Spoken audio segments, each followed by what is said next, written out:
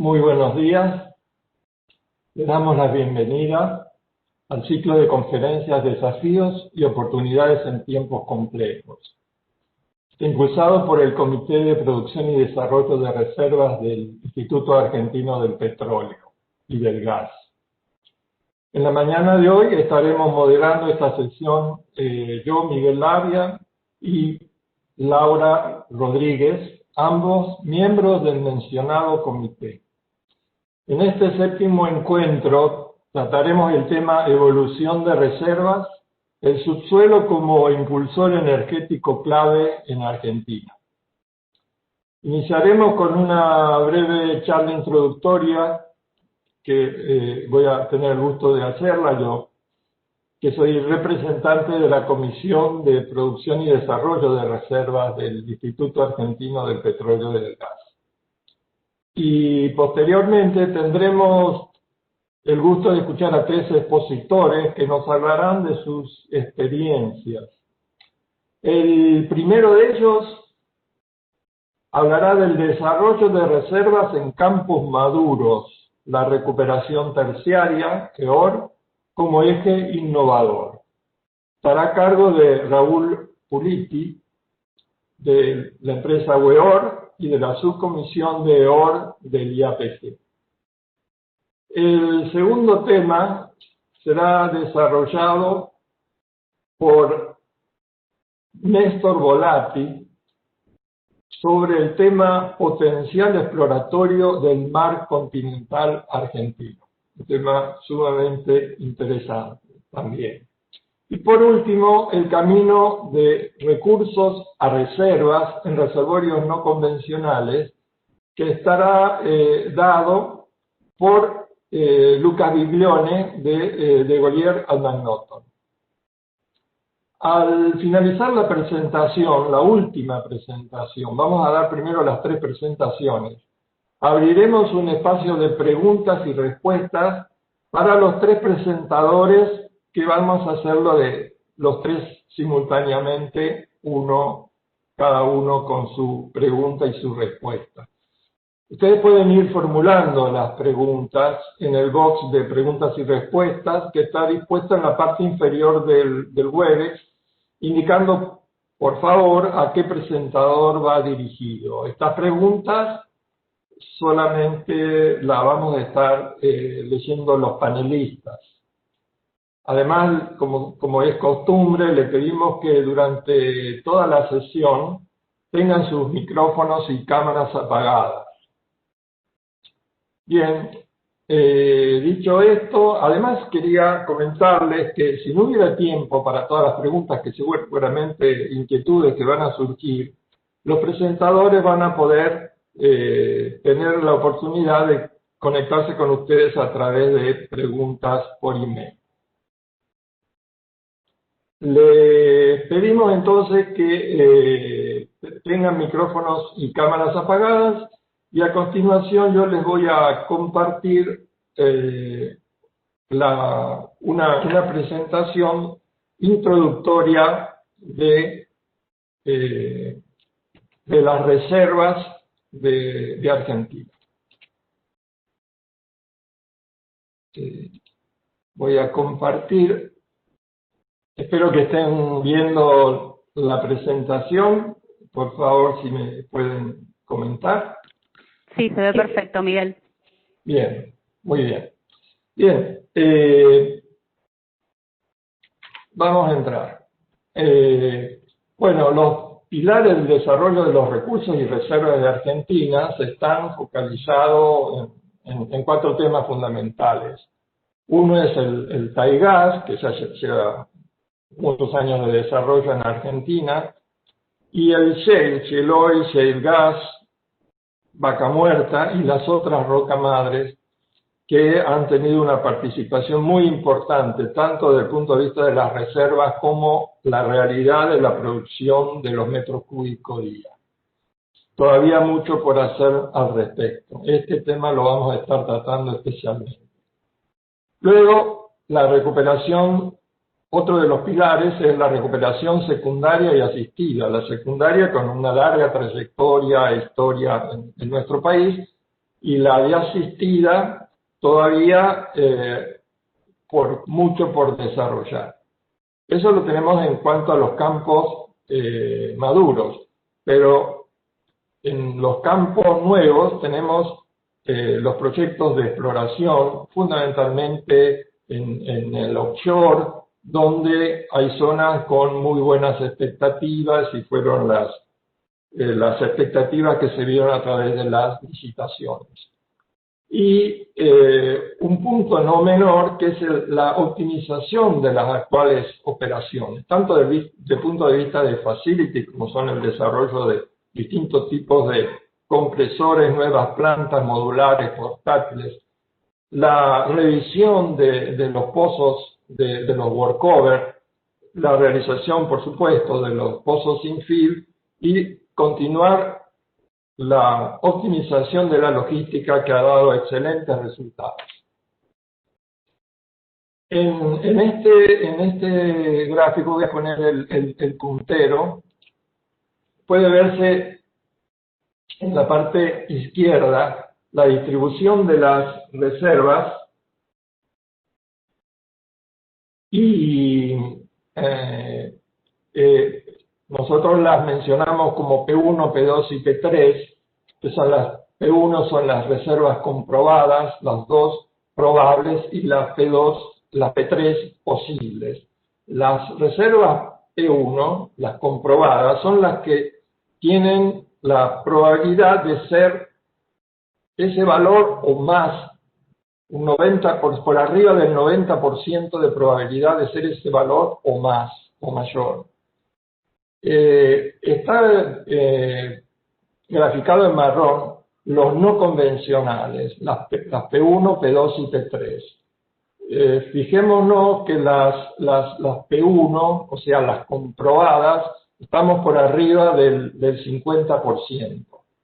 Y estamos en el orden de los 670 millones de metros cúbicos de petróleo, de reservas, es decir, unos 4.2 billones de barriles, o sea, miles de millones de barriles. Nosotros estamos teniendo un horizonte de reservas importante y la participación de los no convencionales para el gas es aún mayor, ¿verdad? La participación de las reservas comprobadas de petróleo están por arriba del 50%. Y estamos teniendo unas reservas de 725 mil millones de metros cúbicos, es decir, 25.6 TCF de reservas. La evolución de las reservas de petróleo y el gas en Argentina, acá tenemos un horizonte de 10 años, una ventana de 10 años. Estamos viendo que hubo épocas de amesetamiento y a partir del año 2014 comienzan a bajar con un mínimo en el año 2017, muy ligado a lo que tiene que ver con la evolución, la caída del precio internacional del petróleo, pero que ha ido aumentando en los últimos 2 años. En estas épocas de baja de precios, las reservas pasaron a ser inmediatamente parte de esas reservas, las extracciones que no resultaron económicas, fueron pasados a recursos. Y otro tanto se puede ver en lo que tiene que ver con el gas, donde a partir del año 2016 hay una recuperación de las reservas, hay un desarrollo importante de lo que es Loma Campana, y luego en el 2017 el aporte de Fortín de Piedra y todos los desarrollos de Shell. Bueno, esta es una foto hasta pre-pandemia, donde puede verse a la izquierda la producción de petróleo en azul oscuro. Vemos como tiene una tendencia declinante importante, porque los grandes yacimientos ya están produciendo con porcentajes de agua elevados. Sin embargo, las producciones han sido equilibradas a través del aporte de los no convencionales. El aporte de los no convencionales ya está del orden del 30%, es muy importante. Acá tenemos esta foto que al mes de enero estaba en un 26%. Y el aporte de secundaria asistida, fundamentalmente de la recuperación secundaria, está en el orden del 35%. Y en cuanto a lo que tiene que ver con el gas, también hay un aporte muy importante de los no convencionales, como decíamos, con los aportes de Fortín de Piedra y Loma Campana, donde se llegó a picos de 140 millones de metros cúbicos día. El aporte de no convencional es sumamente importante. Sobre todo viene a reemplazar los reservorios que ya están produciendo en baja presión. Bueno, este es un esquema muy simple donde trato de resumir ese modificado de la ONGC, donde en la parte superior se ven estos volúmenes de reservas que, cuando asemejando a una marea alta,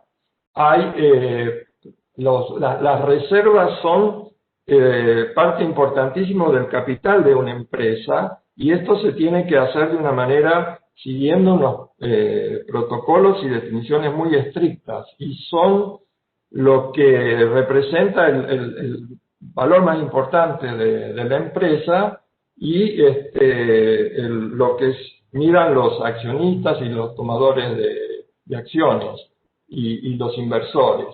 Si tenemos, como en el caso de la marea alta, altos costos operativos, altos costos de inversión y un mercado restringido, los volúmenes de hidrocarburos que pueden ser reservas, es decir, extraídos económicamente, son bajos, mientras que si tenemos un escenario de precios altos, tanto de petróleo como gas, esos volúmenes pasan inmediatamente a ser reservas. Entonces estamos en el mejor de los mundos, donde podría un operador, sin haber hecho prácticamente nada, por cambio de precio de gas, por ejemplo, y de petróleo, aumentar sus reservas, porque ya esos volúmenes que lo tenía buqueados, registrados como solamente recursos contingentes, lo puede contabilizar como reserva, es decir, económicos.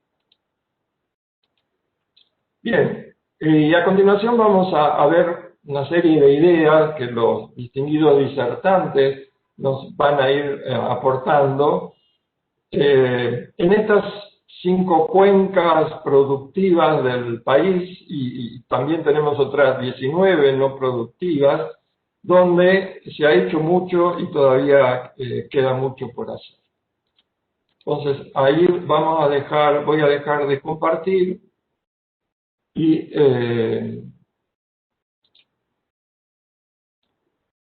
entonces ya podemos ir anunciando al próximo disertante. Un segundito, que ya vamos a...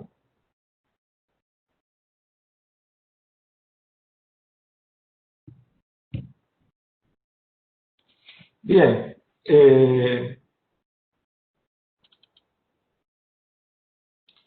El primer disertante es el ingeniero Raúl Puliti, es de la empresa WEOR, de la subcomisión EOR del IAPG, es ingeniero en petróleos, ha trabajado 40 años en la industria de extracción del petróleo y del gas, trabajó en 3 empresas argentinas, Viridas, Pérez Company Plus Petrol, y actualmente forma parte de la consultora WEOR, que se focaliza en recuperación secundaria y asistida. Bien, te escuchamos entonces, Raúl, por favor, adelante.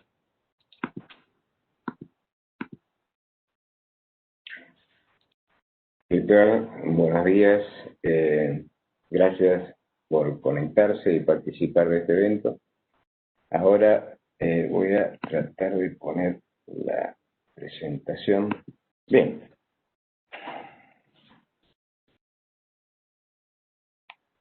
Como decía antes, acá nuestro compañero del IAPG, nosotros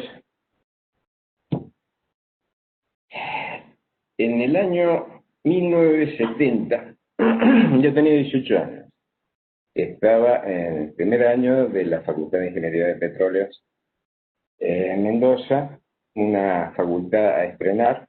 Había plantines, no había árboles. Ahora hay árboles de 10, 15 metros. Y mis amigos me decían, ¿no? Raúl, pero ¿qué hiciste? Dicen que hay 5 años de reserva de petróleo. Entonces, nos encontramos hoy, después de 50 años, con mis 68 años, y vemos que hemos sacado en los campos maduros entre un 20 y un 30% en promedio, es decir, que nos queda abajo un 70-80% del petróleo original in situ. Y ahora estamos frente a un segundo cambio de paradigma. El primero fue entre 1950 y 1960, donde nuestros mayores hicieron el Paraíso y todos ellos hicieron los grandes desarrollos de secundaria, pasar de primaria a secundaria. Ahora estamos pasando de secundaria a terciaria en la parte de convencionales y de primaria a terciaria en no convencionales. Ahora, las inversiones que hay que hacer son importantes, es decir, hay que reperforar muchos pozos, cambiar instalaciones, nuevas instalaciones. Ahora, ¿cómo hacemos, no? Es decir, ¿cuál es el lapso de tiempo que nos tomamos como para que decir esto es posible o no? Uno de los autores que hablan sobre esta transición, que realmente más leo, es Václav Slim. Él dice que esta transición no va a ser para nada rápida, que va a ser lenta, muy lenta. Quizás en Europa, con el proyecto LIFE que van a lanzar el año que viene, van a acelerar esto. Estados Unidos, ahora que entra de nuevo al Club de París del 2015, puede ser que ellos sí, de alguna forma, aceleren esto, pero en América Latina yo creo que tenemos 50 años cómodos como para implementar estas técnicas de terciaria. Bien, vamos a estas curvas. Por lo general, uno ve estas curvas en los cursos de terciaria. Yo las iba a tocar porque realmente no son representativas. Es decir, nosotros siempre decimos, esto es caudal versus tiempo. Es decir, hay un 15% por primaria, otro 15% por secundaria y un 15% o más por terciaria. Bueno, las áreas tendrían que ser iguales. Es decir, la primaria viene rápido y se va rápido, la secundaria viene lento y se va lento, la terciaria viene lento y se va lento. Así es la naturaleza. Todo como no convencional, es decir, viene rápido, se va rápido, y la terciaria en la convencionalidad también. Viene rápido, se va rápido, son piquitos. Ya lo vamos a ver en detalle. Pero independientemente de lo anecdótico del gráfico, es por lo siguiente, porque no es que deba ser o terciaria o vaca muerta, no. Es decir, se complementan. Es como la energía hidráulica, que es la base para que las térmicas atiendan los picos en cuanto a la parte eléctrica. Acá va a haber una base, que va a ser los convencionales, sobre la que va a estar montados los no convencionales. Se complementan. Muy bien. Vamos a hacer, si ustedes me lo permiten, un screening muy rápido de Argentina. Es decir, ¿qué métodos aplican?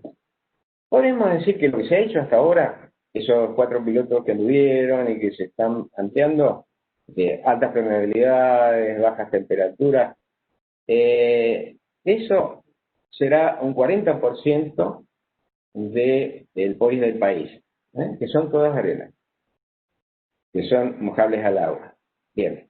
El resto, lo que no aplica para inyectar polímeros, por ende, polímero surfactante o ASP, diríamos que permeabilidades menores que 100 milidardos, temperaturas mayores que 90 grados, yacimientos que tienen poco saturación de petróleo móvil, como algún yacimiento de Vizcachera, Mendoza Norte, con acuífero, o una muy eficiente secundaria, como lo es el Avilé de Chidúe de la Sierra Negra o de Puerto Hernández. Bueno, todas esas arenas, más todos los calcáreos, es decir, los pintucos de la cuenca andina, donde se ha hecho inyección de agua secundaria, que son mojables al petróleo, todo eso aplica para el CO2. Y en métodos térmicos, bueno, acá en Argentina hay poco, sería un 10%, eso estaría cercano a Malargüe, al sur de Mendoza, que YPF está manejándolo muy bien. Es decir, el problema con vapor o con polímero y horizontales, no hay problema en sacar el petróleo de 5.000 centipois o mayores. El problema es después cómo se traslada en superficie y de dónde se saca la energía eléctrica para calefaccionar esos núcleos. Bien. Entonces, ya hecho este screening y viendo cuál es el potencial que tenemos, vamos a ir a Estados Unidos, porque realmente hemos aprendido de secundaria muchísimo en Estados Unidos. Y yo creo que en la parte de térmicos y en la parte de CO2 también podemos llegar a aprender de ellos, porque ellos escribieron en el año 83 una comisión de técnicos de que uno de los secretos públicos de la historia del petróleo son los millones de barriles de petróleo que ya han sido descubiertos, pero que no figuran dentro de las reservas certificadas de las compañías. Entonces, cuando ellos vieron eso, dijeron, bueno, perfecto, ¿qué tenemos acá? Tenemos inyección de químicos, tenemos CO2, inyección de gases y tenemos térmico. ¿Qué hacemos? Y bueno, el 40% de la parte de California con pesado, vapor. En la parte de Texas, toda que tenemos grandes fuentes de CO2, domos de alta pureza, de 90% más, CO2. Químicos, bueno, tenemos poco para químicos, los químicos no eran tan buenos como ahora, y hicieron algunos que otros. Pero realmente se focalizaron en la parte de térmico, la parte de CO2. Bien, 40 años han sido los que más han producido en terciaria, hasta que, bueno, apareció China con Daqui. Bien, esto es importante porque al final vamos a ver de que vamos a tener que ir a Estados Unidos a aprender de CO2 para tratar de hacer un segundo piloto de CO2. El primero se hizo en el 2005, porque hay la mitad del POIS de Argentina lo está esperando. Bien. Repensar la estrategia de desarrollo de nuestros campos maduros y cambiar paradigmas de la recuperación de los años 50. Es hora de empezar de nuevo, es decir, hay un target desafiante, sobre todo hay que mejorar la eficiencia de la secundaria, la eficiencia volumétrica, e implementar la terciaria. No hay muchos más caminos para petróleo convencional. Muy bien.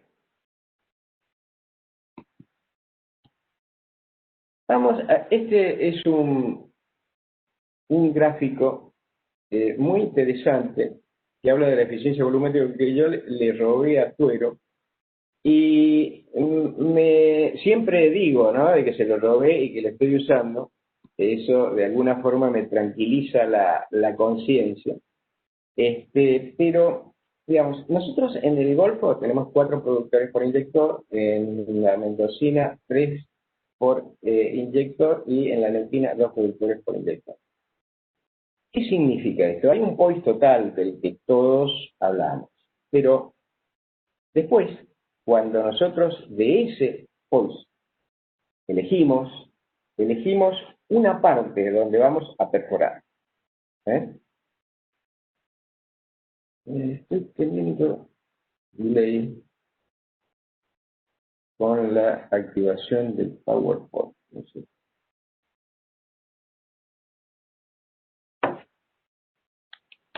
No puedo avanzar.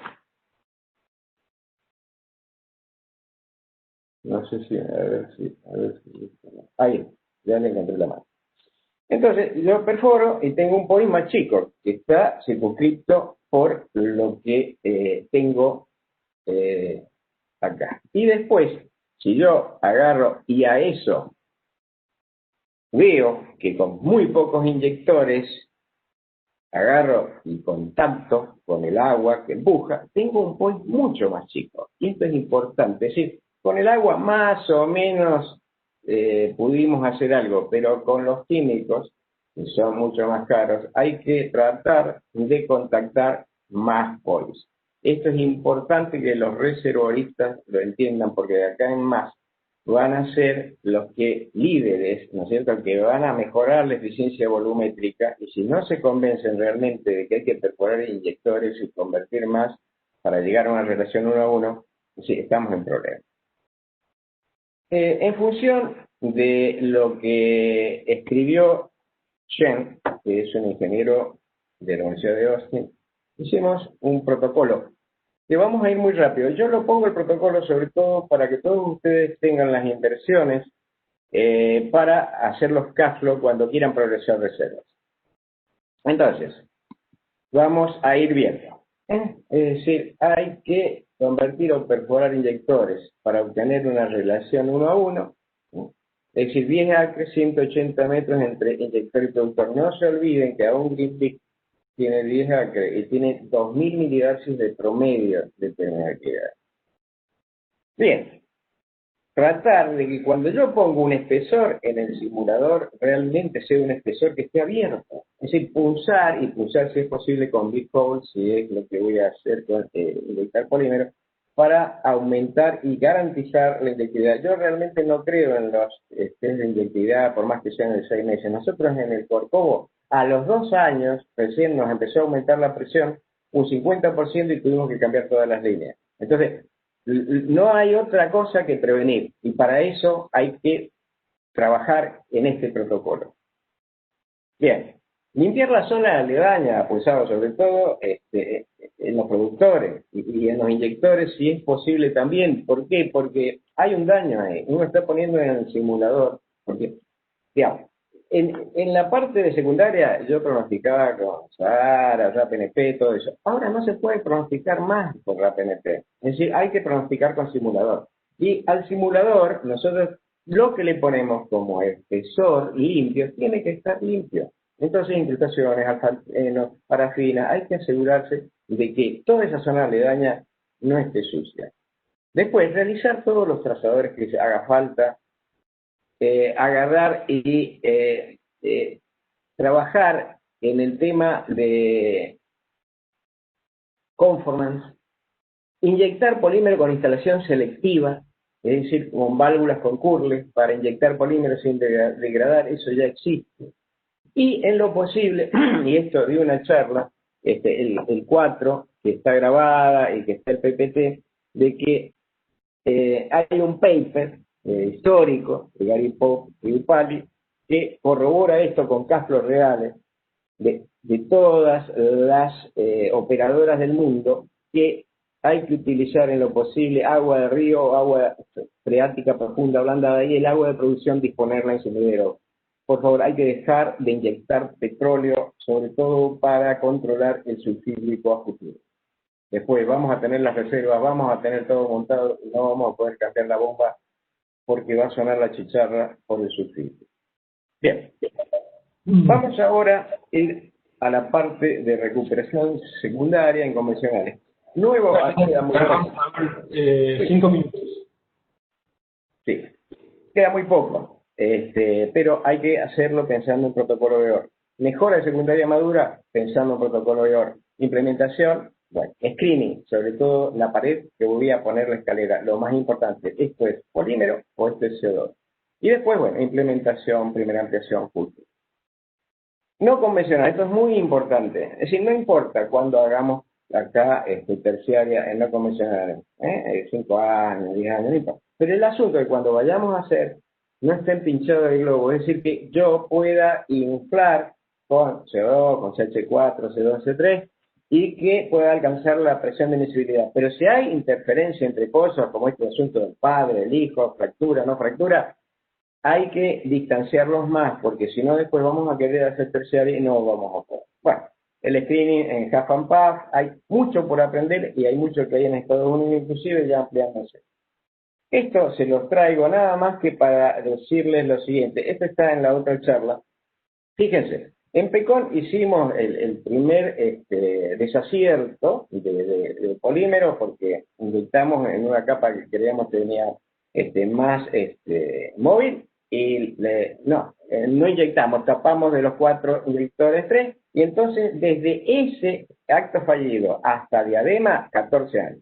Diadema empezó con SP, cortó el surfactante, desde ahí hasta el próximo año, que van a ser los próximos pilotos con IPF, 14 años. El acto fallido de IPF CO2 hace 15 años. Bien, acá tienen todos los valores, van a poder con eso progresar reserva. Acá vamos a hacer un ejercicio. Tómenme este número, 56.000 millones de original in place de todo lo que hay secundaria en el país, de las 3 cuencas. Asumamos que contactamos el 50%. Tenemos un 10% de ese original in place para polímero y un 20% si es SP o CO2. Ahora, me voy a tomar la licencia de solo trabajar con polímeros para el siguiente ejercicio. El 12% de regalía, negociar 50%. ¿Qué significa eso? 252 millones por año en 30 años. ¿Qué? Que va a ganar a $45 por barril la provincia y va a dejar de pagar la operadora. Ahora, si tomo $10 por barril incremental, que es el doble de que tomó YPF, bueno, ahí vamos a ver de que tenemos 1.000, para polímero solo, 1.000 millones por año de inversión. Esto es para hacer el ejercicio y ver que más o menos 50% es mucho lo que está en juego. Bien, 20 años estuve trabajando en las 3 compañías en progresión de reserva. Chance de comercialización, visibilizar reserva. Bueno, el tema es el siguiente. ¿Cómo hago yo? Vamos a hacer un ejercicio rápido en estos 2 minutos. Vamos a suponer, yo nunca trabajé en IPF, pero que estoy trabajando para IPF. Vamos a agarrar Chigurh de la Sierra Negra. Yo quiero hacer temporada 2 de CO2. Next, temporada 2, CO2. Vamos a hacer otro piloto. Bueno, entonces hago cuentas. ¿Y qué me da? 120 millones de barriles. 120 millones de barriles, siendo pesimista, 2.400 millones de dólares en 30 años de inversión. Entonces, vamos a ver de que no podemos agarrar y trabajar si nosotros,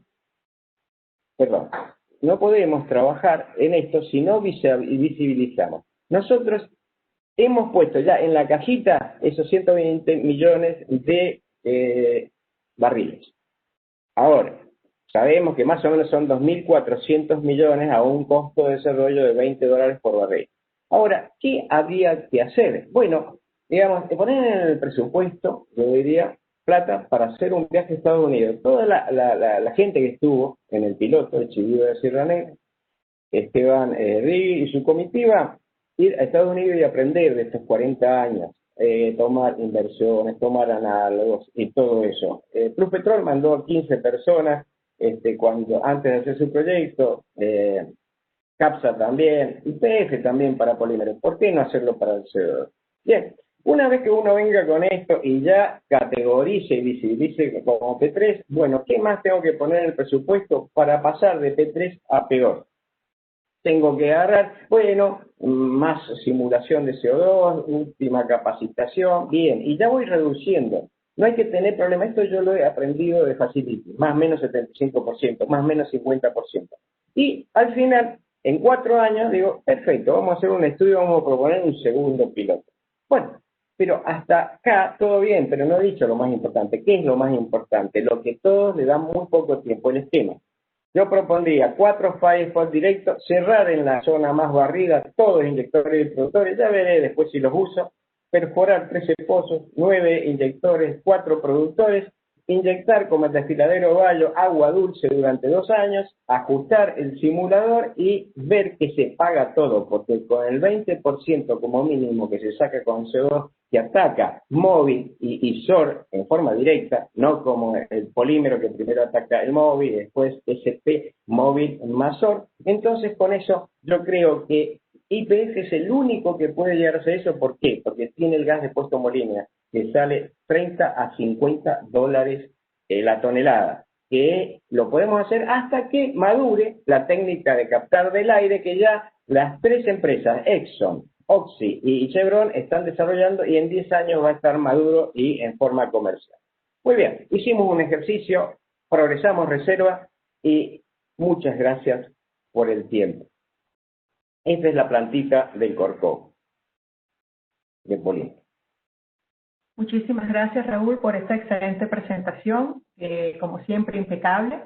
Las preguntas van a ser realizadas al final del webinar, así que te invitamos a estar pendiente hasta lo último del mismo, por favor, y muchísimas gracias nuevamente en nombre del IAPG. Ok, gracias. Entonces, vamos a proceder con nuestro siguiente orador. Se trata de Néstor Volati, de la empresa YPF, quien va a exponer el tema potencial exploratorio del mar continental argentino. Mientras Néstor se va conectando y va proyectando su presentación, me permite entonces introducir su currículum de manera muy breve. Néstor Volati es geólogo egresado de la Universidad Nacional de Córdoba, realizó un posgrado en la Universidad de Cuyo en la especialidad Geología del Petróleo. Trabaja en YPF desde 1984 y su trabajo estuvo siempre relacionado con la exploración en la cuenca neuquina, surmendocina y cuyana. Posteriormente se desempeñó como líder del Finding Team en Libia, director de exploración y producción en Brasil, con la puesta en producción de la FPSO P50 en asociación con Petrobras, director de evaluaciones técnicas para África y Sudeste Asiático, y también lideró la campaña de perforación de las Malvinas y actualmente se desempeña como gerente offshore con sede en Buenos Aires. Néstor, muchísimas gracias por tu participación. El escenario es tuyo, adelante. Perfecto. Buenos días. Muchísimas gracias por esta invitación y también por todos los participantes a la misma. Para mí es todo un desafío presentar la exploración del mar continental argentino en una comisión de producción, teniendo en cuenta de que, bueno, nosotros hablamos de recursos a investigar. Intentaré, teniendo en cuenta la situación de Argentina y un poco el desconocimiento que existe sobre lo que es el mar argentino y específicamente lo que es todo lo que es el mar offshore, intentaré dar un pantallazo sobre cuáles son los proyectos de costa afuera, cuál es la actividad, la situación global y regional, un poco cuáles son los antecedentes argentinos, para luego puntualizar sobre cuál es el marco geológico sobre el cual estamos desarrollando nosotros nuestro play análisis y finalmente cuál es la situación actual y unas conclusiones. Entendemos como proyectos costa afuera todas aquellas acciones necesarias para generar, agregar o capturar valor de recursos hidrocarburíferos descubiertos bajo una lámina de agua. El offshore hoy en día representa el 30% de la producción mundial y básicamente existe un desarrollo en lo que tiene que ver con lo que llamamos una especie de triángulo de oro, que está conformado por la costa africana, West África, Brasil y el Golfo de México, donde se desarrollan los principales activos en este momento y la producción. Por supuesto, hay otras áreas como el Mar del Norte o en el sudeste asiático, pero básicamente la mayor actividad y los mayores recursos están centrados en lo que sería África, Brasil y Canadá. Afortunadamente, en los últimos años, a pesar de la situación global, ha sido realmente bastante importante los grandes descubrimientos que se hicieron en el offshore. Ahí podemos ver en el mapa, fundamentalmente tenemos Guyana, tenemos en Brasil, con grandes descubrimientos en áreas que en principio, como por ejemplo Guyana, se creían que no eran tan prospectivas. Sin embargo, hoy vemos que hay todo un desarrollo de nuevos descubrimientos en el offshore, los cuales son muy alentadores. Como ustedes pueden ver en el mapa, también hay una serie de nuevos descubrimientos en el año 2019. Fundamentalmente para nosotros, para el análisis del margen atlántico, es muy importante lo que es el descubrimiento de Total en la cuenca de Auténica, el yacimiento, el descubrimiento Brucalda, que evidentemente nos da una muy buenas noticias de cómo podemos interpretar y que son uno de los elementos básicos que hemos tenido en cuenta para analizar y estudiar todo este proceso de reservas y de recursos potenciales que les voy a mostrar a continuación. Si nos movemos un poco más de cerca en el marco regional, podemos ver que, evidentemente, todos estamos familiarizados con el descubrimiento de Guyana, de Exxon. A su vez, en estos años también está compartiéndolo con Surinam. Y vemos que esta situación de Guyana y Surinam, en nuestros trabajos que hace prácticamente en el 2013 comenzamos, eran áreas que realmente nos interesaban y que estaban ligadas un poco con una situación geológica similar a la de Costa de Marfil, el norte, que es lo que la diferencia de lo que comúnmente llamamos la cuenca de Presal o la cuenca de Brasil. Quiero un poco. Posteriormente, a nivel regional, tenemos el pozo de Uruguay, que se perforó, y el último pozo que perforamos en Argentina, que fue el pozo Malvina en el año 2011. La situación de Argentina es que no es que nunca hemos avanzado sobre la exploración. Básicamente la exploración fue siempre fundamentalmente como una continuidad de los yacimientos en tierra. Y llevamos perforados 137 pozos exploratorios, donde los principales descubrimientos han sido fundamentalmente en lo que es la cuenca austral, con los descubrimientos de Total, de Vega Playa y Carina. La última actividad que se ha desarrollado en el offshore fueron en la cuenca del Golfo San Jorge, en el periodo 2008-2009, en la cuenca austral, en el año también 2008, en una campaña, y finalmente el pozo de Malvinas, que fue perforado en 2011, compartiendo con PAE y Petrobras. También el último pozo de lo que es el margen atlántico es el pozo perforado por Total, Shell y Statoil o Equinor hoy en día, en el año 2016. Estos son los antecedentes más cercanos que tenemos. Como ven, entonces, hemos recorrido un amplio camino desde en 1930, cuando comenzamos con las perforaciones en el Golfo San Jorge. El impacto importante que se fue con la continuación en el año 68, en la década del 60, donde se comienzan a explorar las cuencas Colorado y Golfo San Jorge, fundamentalmente como continuidad del onshore hacia el offshore. Pero el impacto importante desde el punto de vista de lo que es la exploración offshore es en la década del 70, cuando se hace la adquisición del barco Sobral para la adquisición de Sísmica 2D y la adquisición de la plataforma General Mosconi, que fue la que se utilizó para luego realizar las perforaciones fundamentalmente en lo que es Cuenca Austral, Cuenca del Golfo San Jorge y Malvinas durante la década del 80. A partir de la década del 90, vía el Plan Argentina, se volvió otra campaña de perforaciones que estuvo orientada fundamentalmente a la Cuenca de Colorado, San Julián, Austral y Malvinas. Y finalmente, el último periodo que le comentaba tiene que ver con el periodo 2009-2011. Como ustedes ven, hasta este punto ha sido la trayectoria, y para nosotros, al finalizar la campaña de 2009-2011, la pregunta que nos hicimos como exploradores es si realmente el mar argentino tenía potencial. Habíamos hecho una inversión muy importante y los resultados no habían sido satisfactorios. Entonces ahí comenzamos un trabajo que les voy a mostrar a continuación, que básicamente es el trabajo de play análisis, para averiguar, para poder ver si realmente el mar argentino tenía todavía chances y recursos.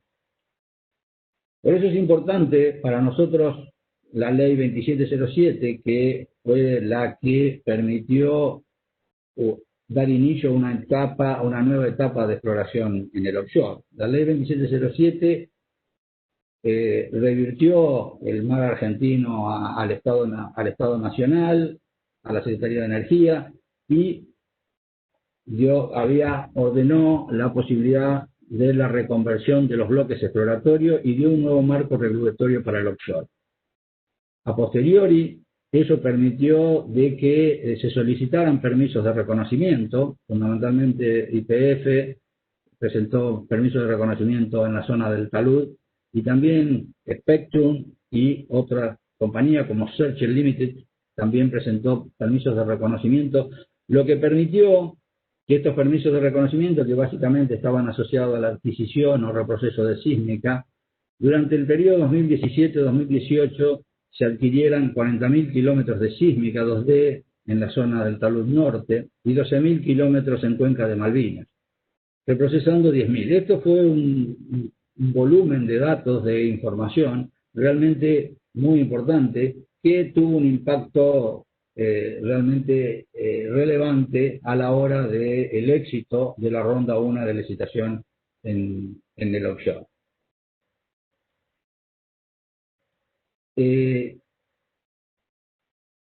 Una pregunta en el offshore. Por eso, ahora bien, para pasar un poco en base a qué, o sobre cuál es dónde estamos parados, cuál es el marco en el cual nos movemos para la exploración, es que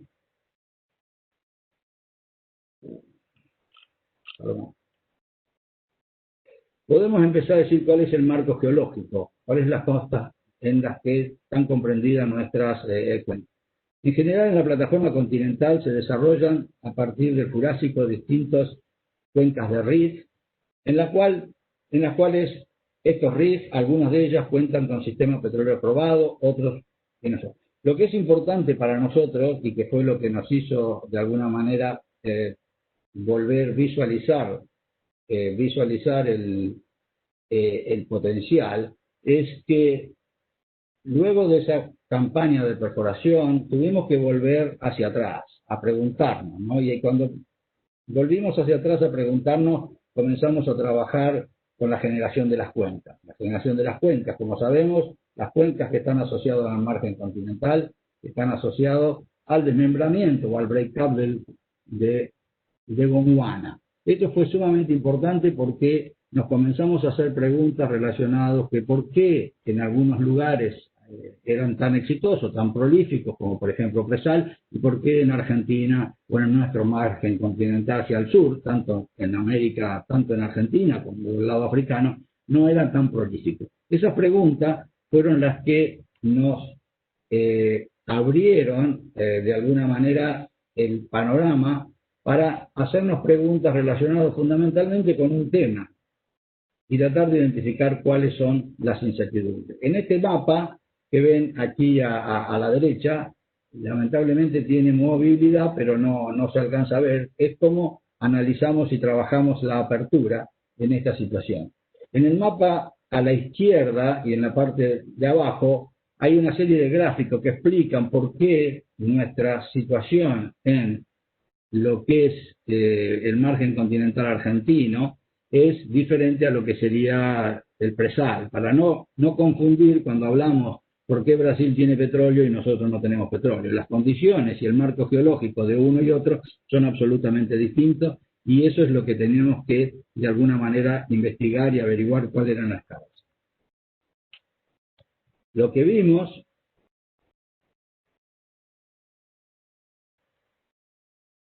es que analizar eso que ustedes están viendo, ese movimiento, fue la clave para empezar a comprender y hacer una serie de acciones que nos permitieron avanzar sobre el conocimiento. Identificar cuáles eran los movimientos, cuál era la fecha, cómo había funcionado ese break-up, fue la clave para comenzar a visualizar un potencial que realmente lo trabajamos a partir de lo que fue el play analysis. Lo que sí fue importante también es, en este momento, es ver cuáles eran entonces las principales incertidumbres y certezas. Lo que sí sabíamos es que en la cuenca de Salado, Punta del Este, hay hidrocarburos en inclusiones fluido, hay hidrocarburos en algunos plásticos jurássicos, y a su vez en la cuenca austral, en la cuenca Malvinas, sabemos que tenemos un sistema petrolero probado. Por lo tanto, lo principal que vemos, que las dificultades que tenemos, fundamentalmente lo que es en el sector norte, es que no tenemos información sobre la roca madre. La roca madre no tenemos, porque los pozos están perforados en situaciones marginales o en altos estructurales, no tenemos la certeza de la roca madre. Nuestra gran incógnita sobre el potencial que podemos tener en margen se relaciona con el conocimiento que tengamos de la existencia de esa roca madre, el espesor y su... Entonces, para poder trabajarlo, trabajamos fundamentalmente a través de información indirecta, como es la correlación y la utilización de pozos del margen africano, y fundamentalmente orientado también a la interpretación de la información sísmica y análoga, ¿no? Aquí pueden ver en la margen, en la parte derecha de la imagen, lo cual es el offshore Argentina, con lo que es el desarrollo sísmico de lo que interpretamos como roca madre, asociado a lo que es el aptiano-albiano, el periodo aptiano-albiano, y en la margen izquierda vemos lo que es sísmicamente Vaca Muerta. Evidentemente, Vaca Muerta lo conocemos muy bien, tenemos muchos datos. En la zona del offshore, lamentablemente, no tenemos ningún solo dato de pozo que podamos, de alguna manera, certificar la existencia de esa roca madre, y solamente tenemos evidencia del lado africano, siendo uno de los principales elementos de calibración, que son el pozo del Drilling Deep Sea Deep Project 361, que coroneó, tuvo 300 metros de arcillas apropélicas, con querógeno tipo 2, lo cual nos abría y nos dio indicios de cómo podíamos pensar de que era la calidad y la extensión de ese mar aptiano-albiano en ese momento. Entonces, para eso, lo que nosotros hicimos fue trabajar con lo que es el play analysis, como les decía, buscamos lo que es las cuencas, seguimos el sistema petrolero. Tiene por favor 5 minutos. Perfecto. Y llegamos a lo que es el play. Evidentemente, un play es aquello en el cual se dan todas las condiciones de elementos y procesos que nos permiten tener una acumulación. Entonces, a partir de ahí comenzamos a hacer todo un trabajo, y lo que nos dio es que evidentemente hay una superficie prospectable de 590.000 kilómetros cuadrados. Esta superficie es aproximadamente 5 veces la cuenca neuquina o la extensión de la cuenca del Mar del Norte. Los principales play que identificamos fueron las turbiditas, saltos externos, carbonatos, fanes, una serie de play que los fuimos identificando y que fundamentalmente los tratamos a través de la técnica de lo que es el play análisis, tratar de cuantificar. Esa cuantificación, aquí pueden ver en la imagen que están en distintos colores cada uno del desarrollo de esos plays, y que asociado con los recursos que nosotros pudimos contabilizar. Esos recursos en su momento nos dieron aproximadamente unos 31 billones de barriles, siendo fundamentalmente el principal, el play a evaluar, el play de turbiditas asociado a lo que es el talud continental. Para que eso, a su vez, asociarnos, también pudimos investigar qué cantidad de inversiones debíamos hacer para poder poner eso en valor. Fundamentalmente, el valor, estimamos que había que hacer unos 14.000 kilómetros de sísmica 2D, 30.000 kilómetros y unos 20 pozos exploratorios, que era para determinar y de alguna manera de risquear realmente si teníamos o no teníamos. Aquí les muestro un corte donde podemos ver las zonas exploradas y la zona no explorada. Toda la zona a la derecha es una zona no explorada y es donde en principio vemos el mayor desarrollo. ¿Qué es lo que vemos y que buscamos? Estamos buscando cosas como estas: turbiditas asociadas al talud de este tipo de tamaños, como el campo de Jubilee asociado a turbiditas. Podemos ver el alto externo, similares como el de Alaska, pero estamos buscando este tipo de tamaños y esto es lo que estamos viendo. Vemos carbonatos, esta es una imagen en Argentina, esta es una imagen de Brasil. Lo que estamos hoy identificando y buscando es exactamente este tipo de yacimientos. También en la cuenca de Malvinas podemos ver que existen similitudes con otros yacimientos como los de Brasil y que tienen realmente un tamaño y que es lo que nos da. Por lo tanto, lo que podemos decir relacionado con el offshore argentino es que tenemos unos 600.000 kilómetros prospectables, es una de las mayores fronteras exploratorias. Hemos identificado unos 6 billones de barriles ya con leads. El spray análisis nos está dando 31 billones y que se requerirían una inversión de 1.7 billones para poder investigar estos volúmenes de recursos.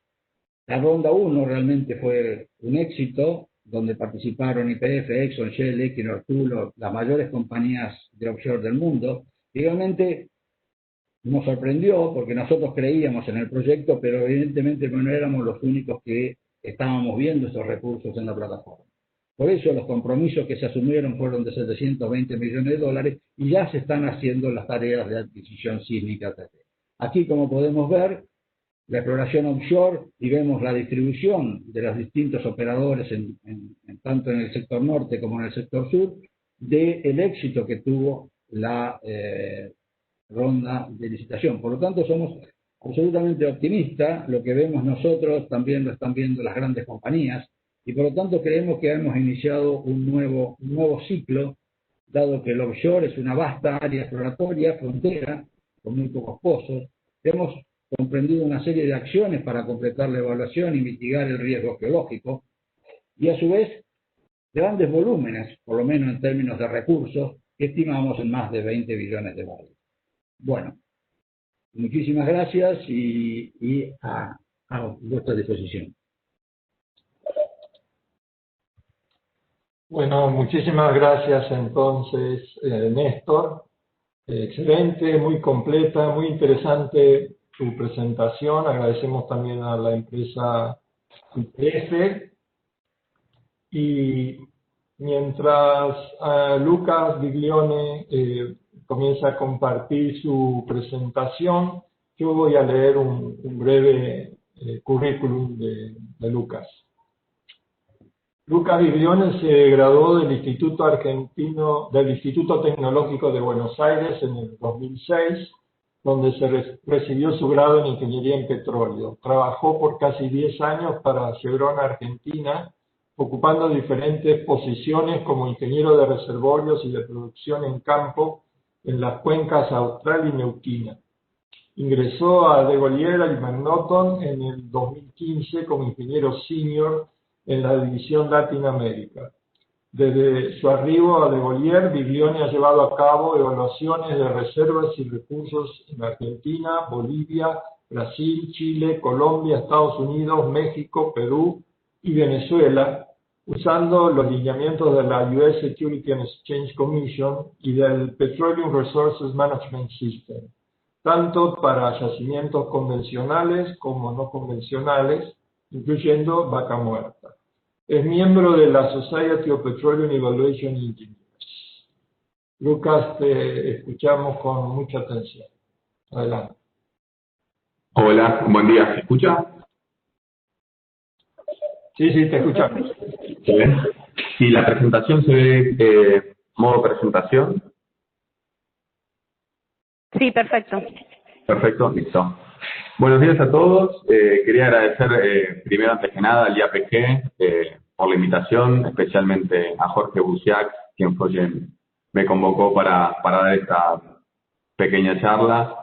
La idea de la presentación de hoy es ver un poco cuál es el camino de conversión de recursos a reservas en reservorios no convencionales y ver cuáles son las guías de estimación de reservas y qué es lo que permiten o lo que recomiendan en lo que es la conversión de recursos a reservas.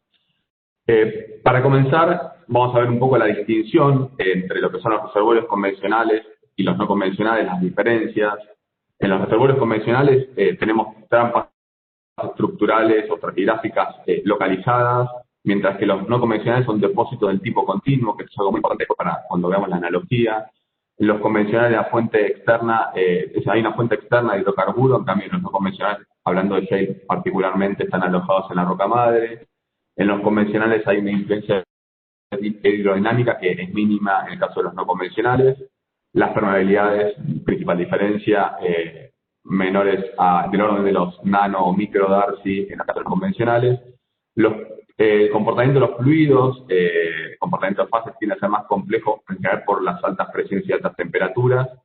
Los esfuerzos de extracción son mucho mayores relacionados particularmente a lo que son los tratamientos de estimulación, las grandes fracturas que hay que realizar para poder producirlos. En cuanto a historia de producción es mucho más limitado. Recién, o sea, en Estados Unidos hay un desarrollo de hace unas décadas, mientras que en Argentina llevamos algo menos de 10 años produciendo. Ahí estamos viendo los gráficos inicialmente que mostró Miguel en cuánto ha representado bien producción. Sin embargo, es un historial muy limitado. En los convencionales, la cantidad de pozos en cada para determinar comercialidad tiende a ser baja, mientras que en los no convencionales necesitan mayor volumen de pozos. Y los proyectos en general están basados en volumetría en los convencionales, mientras que en los no convencionales no, es mucha analogía y está basado en el ritmo de perforación. Entonces la pregunta es, ¿cuáles son los métodos de estimación de reservas o cuál es el camino para convertir esos recursos a reservas? ¿Se diferencian o no? Para comenzar tenemos que ver primero cuáles son las guías de estimación de recursos y reservas.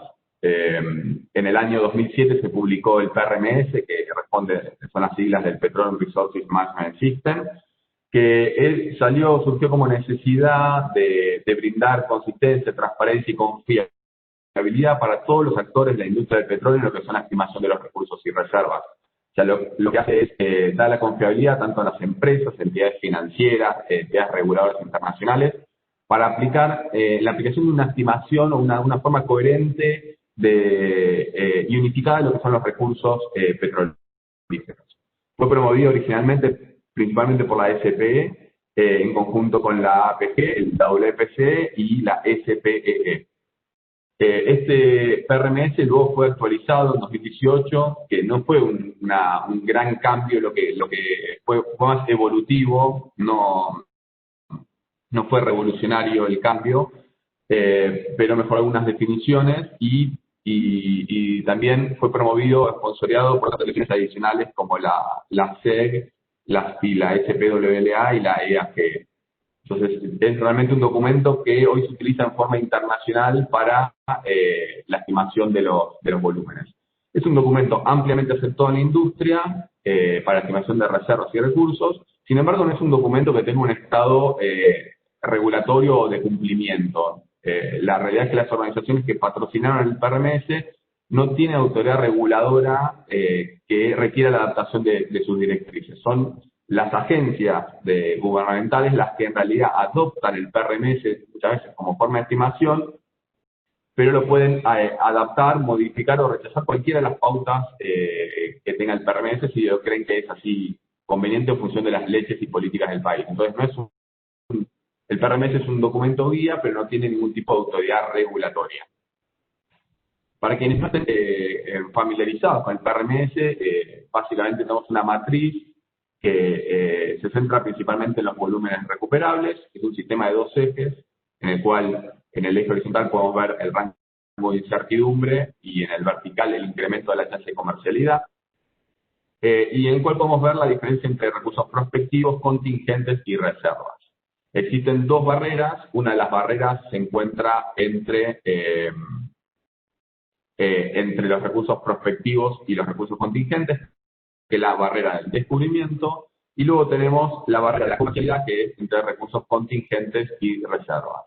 Y dentro de lo que es el eje horizontal, el rango de incertidumbre, podemos encontrar las reservas probadas, probables y posibles, o 1P, 2P y 3P, y los recursos contingentes C1, C2, C3, y adicionándolos son 1C, 2C y 3C, y los recursos prospectivos 1U, 2U y 3U.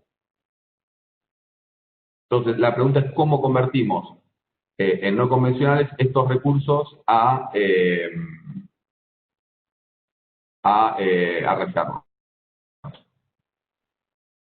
¿Qué es lo que dice el PRMS sobre los no convencionales? Bueno, básicamente habla que existen acumulaciones de petróleo y gas que se extienden por una área extensa, que no se ven afectados de manera significativa en general por las influencias hidrodinámicas, lo que decimos del depósito del tipo continuo, que necesitamos una mayor necesidad de muestreo de pozos para definir variaciones en las propiedades, volúmenes in situ y cómo va variando la calidad del reservorio, y que requiere generalmente la aplicación de proyectos pilotos para poder establecer la eficiencia de recuperación de los pozos y al final toda la comercialidad, ¿no?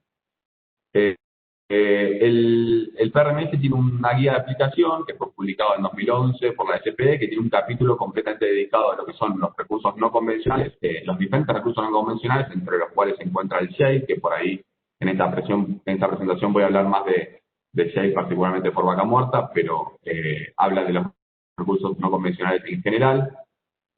Y que una de las cosas que hace es, en este capítulo se habla de cómo se va convirtiendo estos recursos a reservas, cómo restringe lo que es arealmente, cómo estos recursos pueden ser asignados en función de las distintas categorías alrededor de los pozos descubridores y de los pozos de avanzada. Ahí tiene una imagen de lo que es el documento de aplicación del PRMS. Entonces, en forma general, esta es la definición que da en general para cualquier tipo de reservorio, el PRMS. El descubrimiento es una acumulación de petróleo o varias acumulaciones de petróleo o gas colectivamente, para lo cual uno o varios pozos han establecido mediante las pruebas, muestreos y o registros la existencia de una cantidad significativa de hidrocarburos potencialmente movibles. Lo que aclara es que tiene que ser significativo porque tiene que haber pruebas de que en realidad es un volumen suficiente como para que sea lógico, coherente, poder evaluar el potencial de la recuperación económica del mismo. Entonces, a eso define pozo descubridor. La forma más simple de poder definir un descubrimiento es teniendo flujo hacia superficie, en la forma más concluyente. O sea, tener un ensayo que realmente el pozo indique que realmente hay hidrocarburos móviles en el reservorio. En ausencia de este test, en realidad se pueden utilizar otros datos que son menos definitivos, que pueden demostrar la existencia de hidrocarburos móviles, como pueden ser las coronas o los indicativos de existencia de hidrocarburos que se dan durante la perforación, como show de petróleo o gas durante la perforación misma. En general, hay veces que analogía o encontrar un espesor no siempre es determinante en lo que es la determinación de un descubrimiento, de poder decir un descubrimiento. Sin embargo, lo que está ocurriendo en Vaca Muerta, que muchas veces, ya al tener una densidad de pozos suficiente, y vamos a hablar un poco de la información pública, a veces que ya es suficiente poder decretar un descubrimiento de un bloque que todavía no tiene pozos, viendo cómo son los bloques alrededor del mismo Vaca Muerta, ¿no? Porque al final de todo, en realidad, los bloques se dividen son límites arbitrarios, sin ningún tipo de aplicación geológica para Vaca Muerta. Entonces, Muchas veces sí se permite declarar descubrimiento, incluso hasta sin tener pozos, y vamos a hablar un poco de la data pública más adelante. Lo importante del descubrimiento es que en realidad para poder pasarlo de recurso prospectivo, recurso exploratorio, a recurso contingente, tengo que demostrar que hay una tecnología que es comercialmente viable en yacimientos análogos para poder producirlo. Y aparte tengo que proporcionar un plan de desarrollo. Cuando hablamos de no convencionales o particularmente del shale, la tecnología de la cual estamos hablando, en este caso es del fracturamiento hidráulico en los volúmenes en los cuales se aplica, con lo cual ya es una tecnología probada. Si se hablaba hace décadas posiblemente de los no convencionales, no consistían ni siquiera recursos contingentes, ya que la tecnología no era viable en ese momento, ¿no? Pero ahora ya, con el avance de la tecnología, podemos decir que realmente es aplicable. Pero si se ha demostrado que la tecnología es comercialmente viable, entonces necesito un proyecto piloto para demostrar la comercialidad del reservorio en cuestión.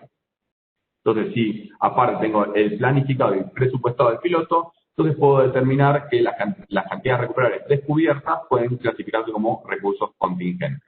Si no tuviera piloto, no podría declarar de tener recursos contingentes. ¿Cómo es que se va asignando las locaciones en el caso de ir perforando estos pozos descubridores? La técnica en realidad se conoce como el método determinístico incremental, en el cual se van asignando anillos concéntricos de pozos, de locaciones a perforar a futuro, con sus diferentes categorías. Entonces, si vemos ahí los esquemas, estamos viendo dos diferentes. Uno, si ven, son cuadrados, que sería el caso de lo que son pozos verticales, y en el otro estamos hablando de un desarrollo del tipo horizontal, estamos viendo los rectángulos. Entonces, el cuadrado rectángulo rojo es el pozo descubridor. Después, el área 1C corresponde al área roja y amarilla, que son los pozos tipo descubridor más los pozos C1. El área 2C corresponde al área roja más amarilla más verde, que son el pozo descubridor más los pozos C1 más los pozos C2. Y el área 3C corresponde al área roja, amarilla más verde más azul en su totalidad, que corresponde a los pozos 3C en su totalidad. En los ejemplos vemos, en el caso de los verticales, 2 anillos concéntricos de C1, 2 anillos concéntricos de C2 y 2 anillos concéntricos de C3. En el caso de los verticales, y en el caso de los horizontales vemos un anillo concéntrico de C1, 2 anillos concéntricos de C2 y 2 anillos concéntricos de C3. Ahora, ¿qué es lo que está indicando las guías? ¿Cuáles son las pautas que da el PRMS? El PRMS, el documento de aplicaciones, particularmente el capítulo 8, es el que proporciona la guía para la asignación de recursos o reservas de shale gas o shale oil. Yo digo recursos reservas porque la realidad es que el C1 se va a convertir en P1, el C2 se va a convertir en P2 y el C3 se va a convertir en P3, o sea, de recursos contingentes a reservas, una vez que se levantan las contingencias, que puede ser automáticamente cuando se perfora el descubridor o no. La realidad es que, en general, al principio sí hay recursos contingentes, ya que el periodo de evaluación, la ejecución del piloto, la determinación de la comercialidad lleva un tiempo. Lo que dice el PRMS es que parece razonable asignar localizaciones probadas no desarrolladas o localizaciones C1, contingentes C1, a una distancia de 2 o quizás 3 espaciamientos de los pozos productores desarrollados, o sea, los PDP, el cuadrado rojo, siempre y cuando estas localizaciones probadas no desarrolladas estén delimitadas por otros pozos PDP. O sea, me está restringiendo cuánto tengo que moverme. ¿Por qué del pozo perforado? ¿Por qué? Ya que la variabilidad en este tipo de formaciones, la variabilidad en lo que es las propiedades de reservorio puede ya ser importante, con lo cual no puedo asegurar con la certeza razonable que requiere una categoría aprobada de que va a producir esos volúmenes que estoy estimando. Lo que también dice el capítulo del documento de aplicaciones del PRMS es que en la práctica parece razonable asignar otros 2 o 3 espaciamientos de reservas probables más allá de las PND, que son los cuadrados verdes que ven en el esquema. y 2 o 3 espaciamientos adicionales de reservas posibles más allá de las reservas probables. O sea, otro anillo concéntrico entre 2 y 3 localizaciones adicionales. Lucas, 5 minutos, por favor. Dale.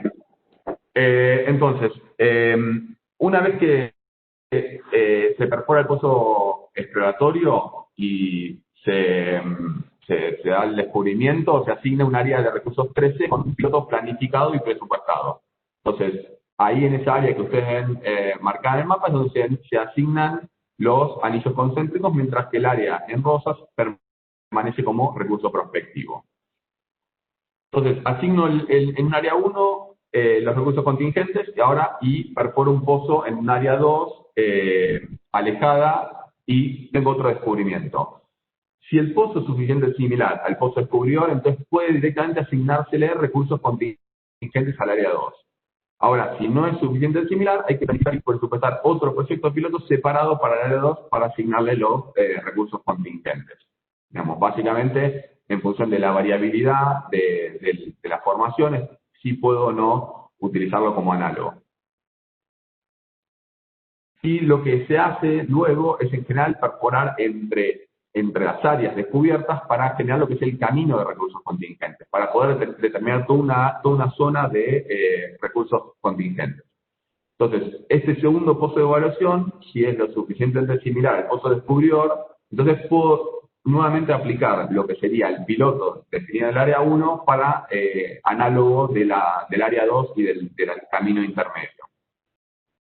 Entonces, puedo también aplicar el mismo piloto, básicamente. Una vez que se superan las contingencias es cuando yo puedo pasar estos recursos contingentes a reservas. Las contingencias técnicas, en general, son que las permeabilidades pueden ser demasiado bajas, que hay insuficiente porosidad o saturación de hidrocarburo, que está altamente compartimentalizado, que las estimulaciones hidráulicas son ineficientes. Estos son algunos ejemplos de contingencias técnicas que podría tener.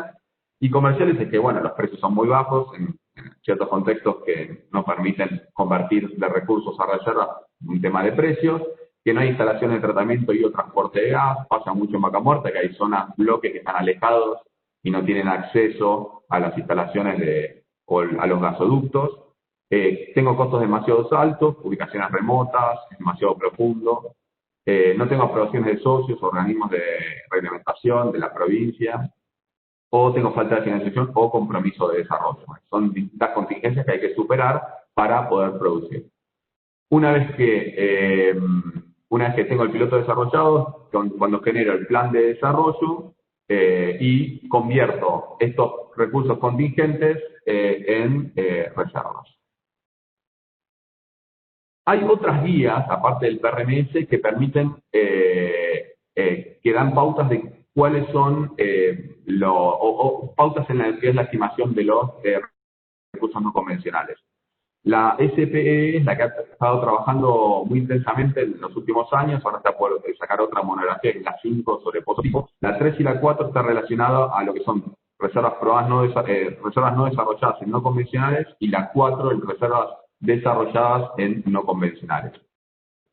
La monografía 3 particularmente es la que desarrolla otros conceptos estadísticos que permiten entender cuál es el estadio de desarrollo de un play de este tipo.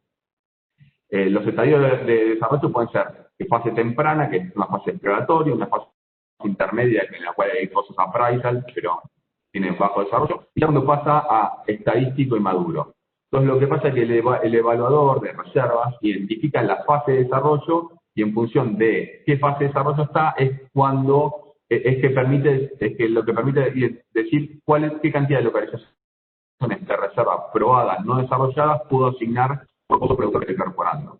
Entonces, si ustedes ven acá en el cuadro de abajo, si tengo una etapa de desarrollo muy temprana, por pozo vertical podría asignar hasta 4 localizaciones probadas, sino que por pozo horizontal entre 2 y 4, y a medida que va avanzando, si estoy en una fase intermedia, por pozo vertical 8, y por pozo horizontal entre 4 y 8, y si ya el play se encuentra en forma estadística, ya no importa tanto la distribución de los pozos, sino que se maneja más en forma estadística.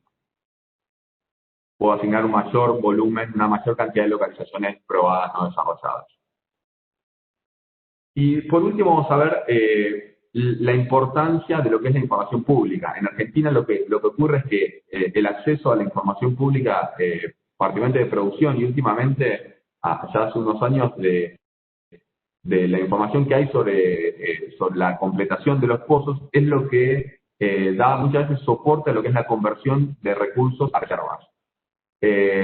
Ya que la integración de esta información pública de áreas vecinas puede permitir la reducción de la incertidumbre técnica en el área que se encuentra bajo evaluación.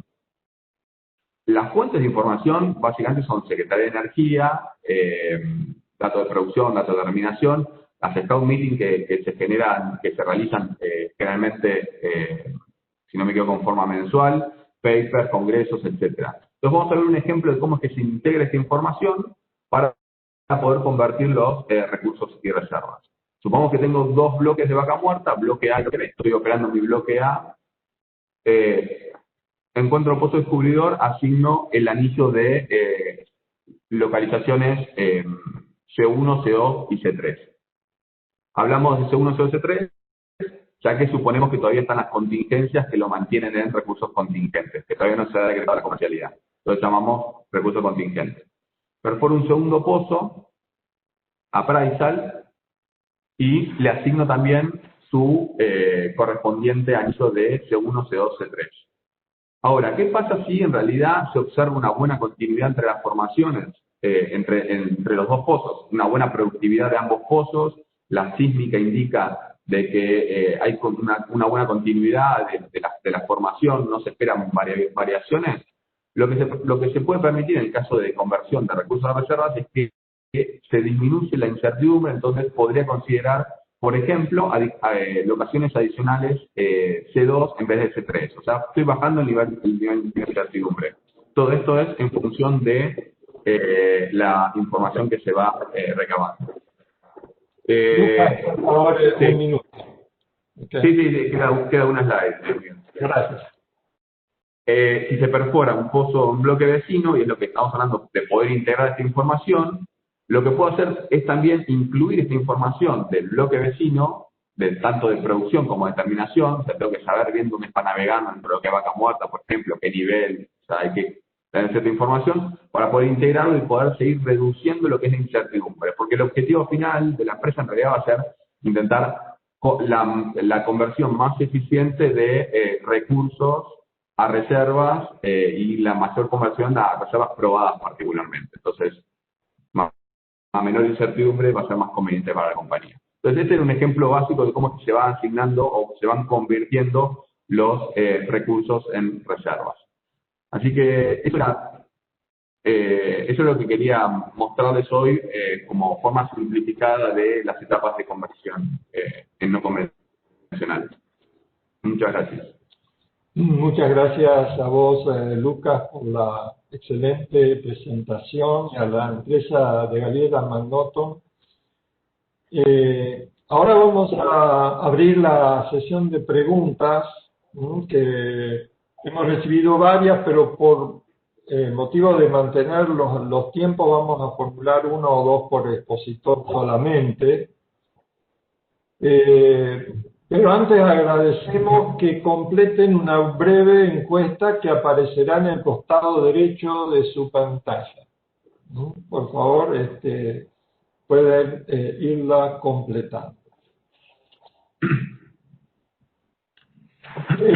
Vamos a ir formulando preguntas para cada uno de los expositores, y la primera pregunta es para el primer expositor, Raúl Puliti, que nos hizo la audiencia. ¿Qué papel juega la calidad del agua de producción? Entonces, Raúl, ahí te convocamos. Bueno, gracias por la pregunta. Realmente, nosotros dimos el día 4 una charla. Está disponible, está grabada la charla y está el PPT en el IAPG. Yo creo que ahí están todas las respuestas. Pero Si te tuviera que responder así en 2 minutos, yo diría que tiene total importancia, tanto para el uso del agua para polímeros como para el tapón de agua en el WAC del CO2. Sobre todo en el polímero. Es decir, nosotros desgraciadamente en Argentina y en otras partes del mundo se ha cambiado del agua dulce original de freática profunda o de río a inyección de agua de producción, porque se creía en algún momento que íbamos a ahorrar plata o que iba a ser de alguna forma interesante ambientalmente porque no iba a estar inyectando en su nivel. Pero se ha demostrado con el tiempo que realmente eso no es así, económicamente no ahorro nada y además ambientalmente hay un problema mucho mayor que los sumideros, que es la generación de sulfuro hídrico que apareció después de este cambio. Es decir, nosotros para tener un polímero eficiente, y eso está publicado por un paper de Gary Pope y Upali, necesitamos usar agua dulce ablandada y sin nada de petróleo. Eso es lo mejor. Y a tu pregunta, sí, correcto, tiene vital importancia. Y eso está reflejado en el PEF, que es el Polymer Efficient, que es cuántos barriles incrementales yo puedo generar por kilo de polímero. Está mi mail, ¿no es cierto?, en el IAPG. Cualquier duda, por favor, conéctense conmigo y lo vemos en detalle.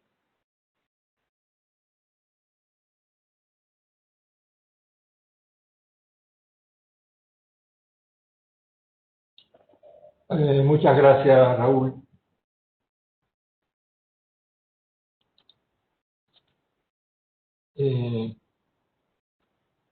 Tenemos ahora unas preguntas para Néstor. Dado el éxito exploratorio, ¿cuándo se estima que podrían entrar en producción? Bueno, nosotros en nuestro plan estratégico estamos considerando el año 2030, calculando, digamos, que estamos fuera de un hub como puede ser Brasil y las dificultades que tenemos desde el punto de vista logístico. Estamos pensando si perforamos 21, 22, 23, que es más o menos lo que estimamos, que podría ser el primer pozo. Estamos estimando inicio de producción en el 2030. Por lo tanto, lo que tenemos que ver es eso, ¿no? O sea, el tiempo que requieren este tipo de proyectos. Realmente es un cambio casi hasta cultural que tenemos que hacer para manejar este tipo de proyectos por la magnitud de las inversiones y de las dificultades que tenemos a nivel país, ya sea tema de disponibilidades de helicópteros, barcos, puertos y la lejanía de cualquier hub que tenemos. Así que ese es un poquito el escenario que nosotros estamos previendo. Muchísimas gracias, Néstor. Muchísimas gracias por la contestación de su pregunta. Vamos a realizar ahora una pregunta para Lucas. Lucas, el público hizo una pregunta relacionada a, en la medida que el desarrollo que se realiza en los pads, ¿qué pasa si simplemente se van trasladando estos lineamientos de pozo a pads o tienen algún otro tipo de tratamiento? No, el mismo concepto yo lo mostré por ahí a nivel pozo, pero el mismo concepto se aplica a nivel pad. O sea, si se perfora un pad de 4 pozos, me muevo en un pad, no me muevo un pozo, sino me muevo un pad hacia los costados, un anillo de pad. Digamos, si yo perforo un pad de 4 pozos y estuviera asignando solamente un pozo de probada no desarrollada hacia los costados, suponiendo que ese pad de 4 dio consistentemente buena productividad, sería extremadamente conservador y no estaría representando una reserva probada no desarrollada. Entonces, este concepto que expliqué a nivel pozo es aplicable a nivel pad. Y muchas gracias por la pregunta, que la verdad ayuda a clarificar los conceptos.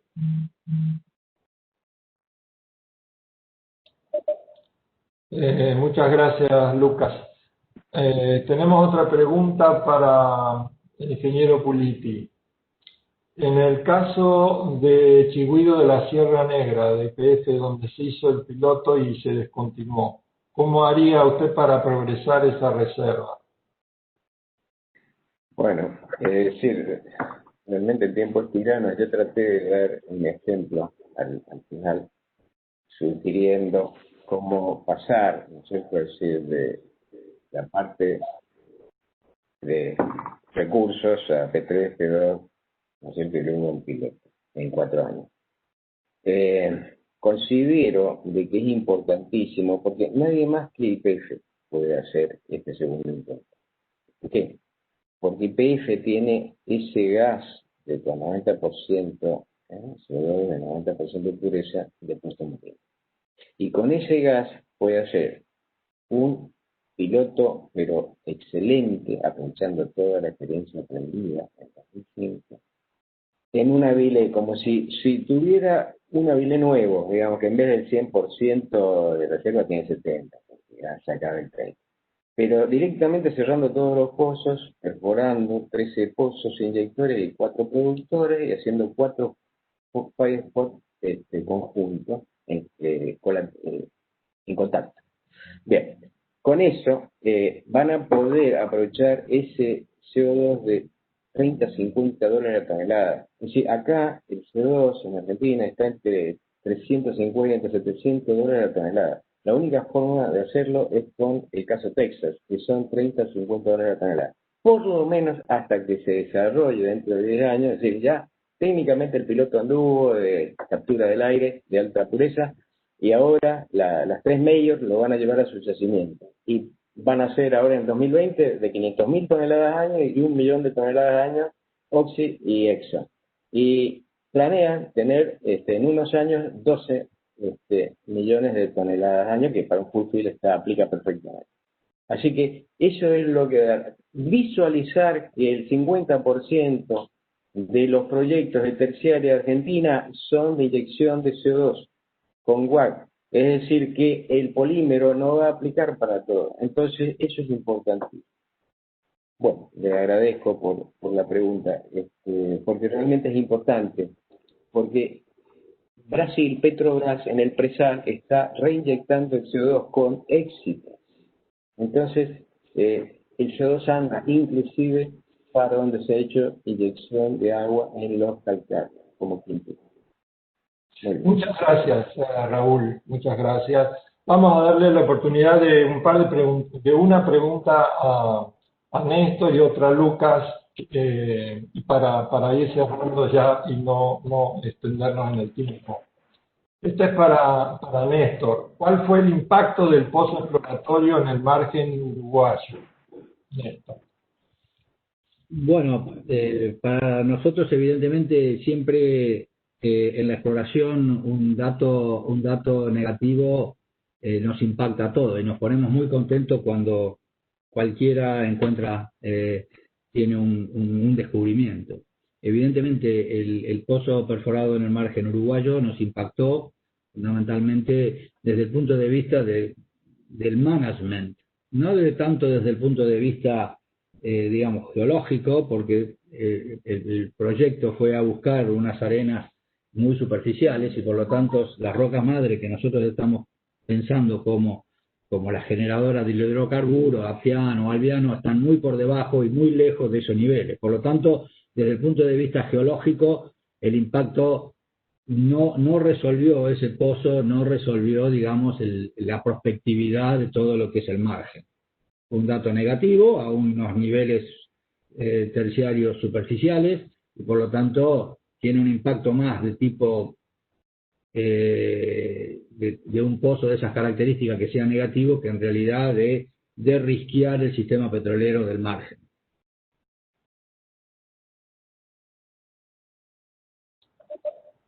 Muchas gracias, Néstor, por tu contestación. Y vamos ahora a la última pregunta para Lucas. ¿Cómo se captura la dispersión del IUAR observados en los pozos perforados en reservas o recursos de las locaciones a ser perforadas?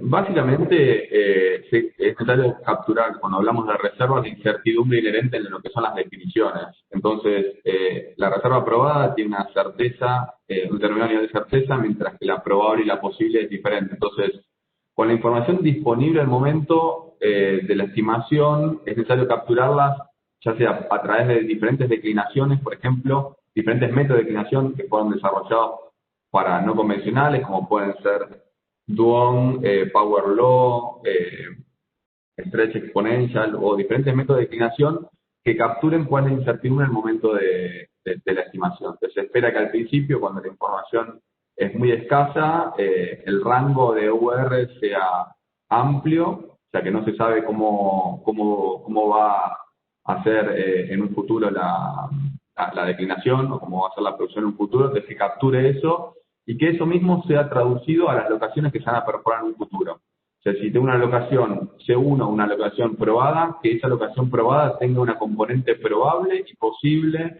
en la estimación. O sea, que solamente asignar un único valor de reserva probada, estaríamos diciendo que tenemos certeza de que va a recuperar ese volumen solamente. Entonces, cada locación tiene que capturar la incertidumbre existente al momento de la estimación, ¿no? Bueno, muchísimas gracias, Lucas. Muchas gracias a todos los participantes que estuvieron siguiendo a los tres presentadores, a Raúl, a Néstor y a Lucas. Muy agradecidos en nombre de la Comisión del IAPG de Producción y Desarrollo de Reservas. Y esperamos encontrarlos a todos en el próximo encuentro, que se tratará sobre la transformación digital post-COVID. Se realizará el 24 de noviembre con la participación de Andrés González, líder de estrategia y consultoría de Accenture, Ian Bogado, CEO y fundador de Wally, y también un representante de IPF. Los esperamos a todos y les agradecemos la participación. Hasta pronto. Muchas gracias. Okay. Gracias, Miguel. Gracias, Raúl. Gracias, Lucas. Lucas, Muy bueno. Néstor, muy bueno. Gracias.